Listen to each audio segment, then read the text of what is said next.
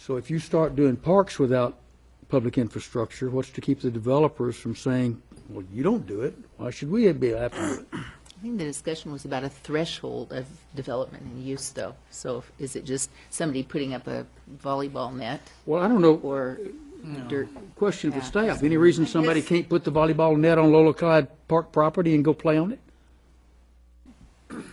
Gary? It's a risk assessment, you know, as long as the property is able to be used in a safe manner. It just depends what amount of risk the council wishes to take. But that's different from the phasing discussion I heard Yes. Sue talking about. If I may, the phasing discussion had to do, we got sued about 10 years ago by a developer who alleged just that developers were required to put in public improvements when the city had not done some along a public park. Believe it or not, I didn't know that. Yeah, it was, like I said, about maybe a dozen years ago. And we decided, the council decided to move ahead and require those, or at least the policy was that we would put public improvements in. So as far as I know, there was no decision on that. However, that was the council's action. And of course, this talks about considering that. By adopting this plan doesn't mean you're going to do that. It's a case-by-case basis. Right now, I think probably West Palouse River Drive, Ballfield's property, of course, has that huge, long expanse of property that's unimproved, or road front. And Lola Clyde Park that's my poster child park. And talking at least to our previous city attorney, that it was more along the lines of what's in the best interest of the public. And so as part of the plan, you're not shirking your duties or your responsibilities. You're going to fix those roads and do the infrastructure as we would require anybody else. But there could be cases where it might be in the public's best interest to say, next year we're doing the road improvements, this year we're going to get people in the park. It just depends, case by case basis, and it would always go through city council regardless anyway. So, but that's what that is about. An example of that, I know it didn't have to do with parks, but it had to do with St. Mary's Church and its parking lot. Evidently, it was permitted to build a family center and have the parking lot gravelled on the promise that it would be paved at a date in the future, and also that the buffer line of trees along the street would be in the future. And the only reason I knew about this is at some point the pastor said, okay, we were supposed to have done this, this isn't coming along, we need to get it done because we promised we would. But it didn't hold up the development or the permitting because of that. It was given a timeline for it. And I guess I need to ask Bill Belknap the question is, when I talk about phasing in a subdivision, I've seen subdivision plats platted in phases and not constructed, not seeing all the infrastructure put in until one phase at a time. And so I guess my memory of that and what Walter's saying are different. If I may, subdivisions are phased, but they can only have beneficial use of the property where the public improvements have been completed. So the remainder of the property remains undeveloped where they have not completed the improvements, and they can only get building permits and actively develop the lots that are adjacent to the areas where all the public improvements have been completed. Okay. So They're doing them a slice at a time. Yeah, okay. Yeah, okay. and if We're on my, the same page, just different paragraph. And my point about the signs is just trying to get a sign up there. I'm not saying develop the park and don't put in the sidewalks. I'm just saying Well, that. I guess they're looking at attractive nuisance or something. Well, we've got on that We own particular it. project, we We got own a it. bridge that we already built, which is a lot bigger deal than Yeah. the sign itself. And in the other case, in this particular situation, we have a private donor that's willing to pay for the Oh, entire hey, I sign. figure if we own So it, it's, people it should be on seems it. like a It's a public no-brainer. piece of property, public should be able to be on They it. should know that it exists as a park. Bill, you were going to say, you had I was something going to to add one additional point on the St. Mary's example. There's a provision in the code that allows for the deferral of paving of parking areas for up to 5 years with the development agreement, and that was probably the instance. Okay. Is that what you're going to say, Gary? Yes, exactly. It's been the policy of this council for a long time that parking lot improvements, paving could be delayed up to 5 years. Okay. Okay. Dwight, please continue. Thank you. Alrighty. The key recommended actions to consider here will be establish park property and facility development strategy, which is what we were just talking about. And some of this we've already said. It requires a development plan for each park property within 2 years of new acquisitions and all existing undeveloped park properties within 5 years. Each park property development plan will include at a minimum the design, development, funding strategy, and ongoing maintenance and operations plan. And then I bolded there, and that's just what Sue was asking about, and that is that phasing elements such as adjacent street improvements could be considered. And there are times when this could be very appropriate. And it would still be up to the council to decide that anyway. Amend the parkland dedication ordinance. We hit on this early on.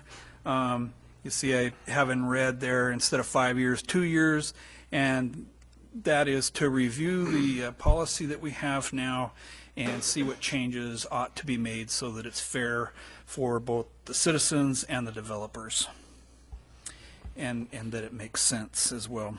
Right now it's just a little off. Updating new parks and facilities guide annually. We developed basically a historical guide to the parks and facilities, the city properties.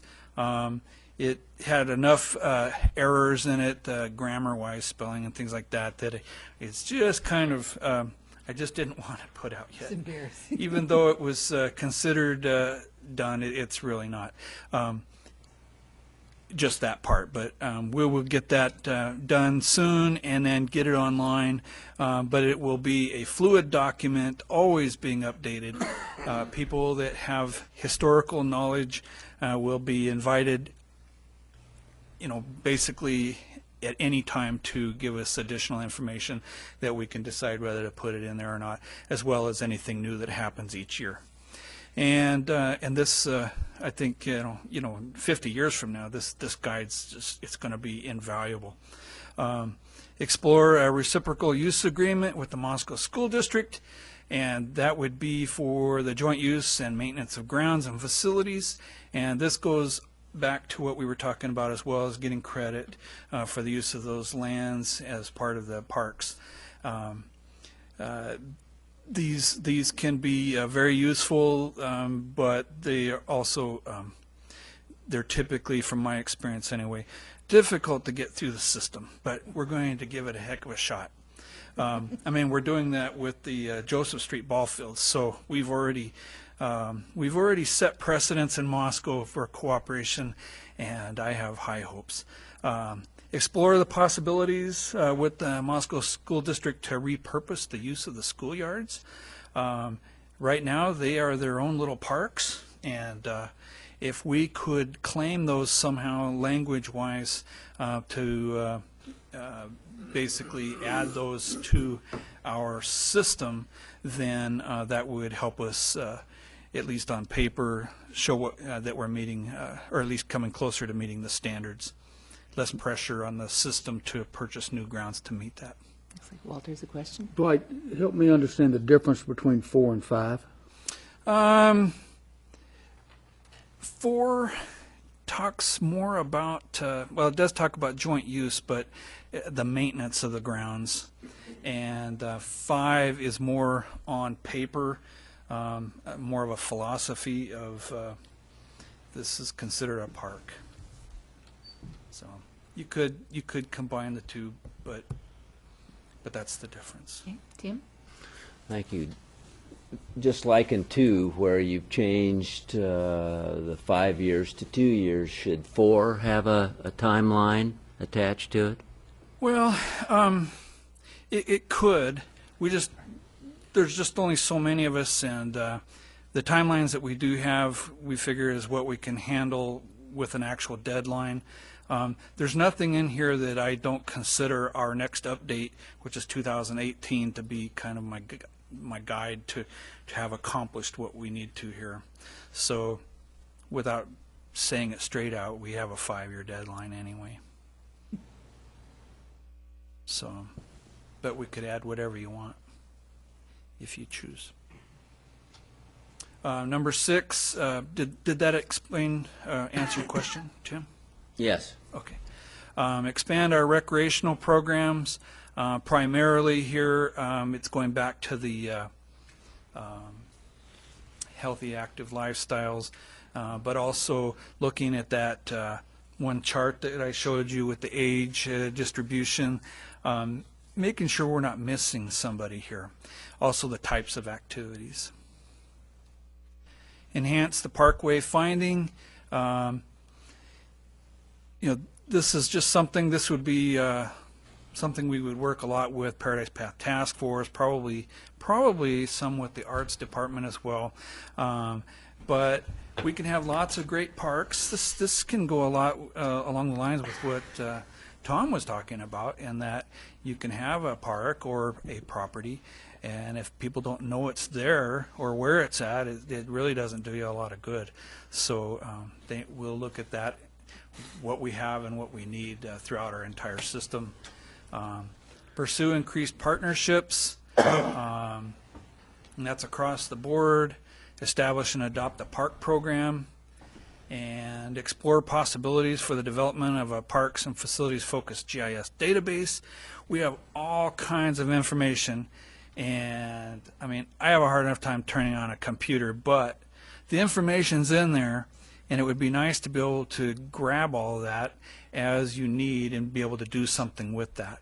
I pretty much have to call Bill or Les's guys if I need something out of there. I'm still trying to figure out how to get past the first page when I open up that software, but that's a different story. So that number 10 up there gave me palpitations when I read it, because as you all know, I've been hammering on this. We need a GIS system citywide for all departments, and this is a wonderful justification for why we need to move this forward and put some money into it. So good job. I'm excited about it. Oh, thanks. Yeah. My purpose here, though, is that the information's there, and we can actually add a lot more information and pull up what we need when we need it. And it's good stuff. It's really good stuff. And it helps to have people trained in it. Helps a lot. Yes, and funding the Self-included. training, too. Hear that, everybody? Budget. Okay. And then routinely and periodically update this master plan. The city or the Parks and Rec Commission and staff will go through an annual update as far as what's going on as compared to our the actionable items. And then, of course, 2018, this one expires, and we will have already been working probably for the year prior to that, preparing for the next one. The summary of this plan. Through a rigorous public involvement process, the plan addresses the values and desires of the citizens of the Moscow. It assesses our inventory and the condition of our parks and facilities and equipment. It assesses our current and future parks, facilities, and equipment. It focuses on recreational programs and on community health. It establishes an adopted, systemized approach to our park planning and development process. It requires routine progress updates. It provides a solid foundation and guide for our future. It's supported by the system, or by the citizens, I'm sorry. Is recommended for adoption by the Parks and Rec Commission in October of this year. Recommended for adoption by the Administrative Committee last week. And very importantly, all the actions are doable. Now, just to muddy the water just a little bit, and there's nobody that can say this isn't a fluid document, even as of today. Now, there are the document that you had in your packets is good and accurate, but I have a few items that need to be amended as part of the adoption process. Most of these they're just small, but still we want it to be accurate. The first one are the meeting dates. Of course, you know, the last two meetings, this one and the one from the administrative committee last week, those were changed. We had planned this almost a month ago, and so just changing those dates so it's accurate. Highlighted in here. Yes, it's highlighted in your master plan. Actually, I had always planned that we would need to update those. Plus, I had a spot there to show what the count was and the vote when you hopefully adopt this tonight. Also, number 2, develop a master gardener program. I mentioned that earlier on page 2-7. The purpose of this change is that there's already a master gardener program, and what it should read is that explore collaboration possibilities with the master gardener program. Number 3, condition assessment, and that's on page 3-6. Then the last paragraph, first sentence, deleting the words in the one sentence that says either does not exist or. Those words made that kind of confusing, and that was when I showed you the 2 charts that were the same, just with the NAs on it, the non-applicables. That's what that was in regards to. And then, of course, table 3-9, that is the chart that I showed you, or the table that I showed you.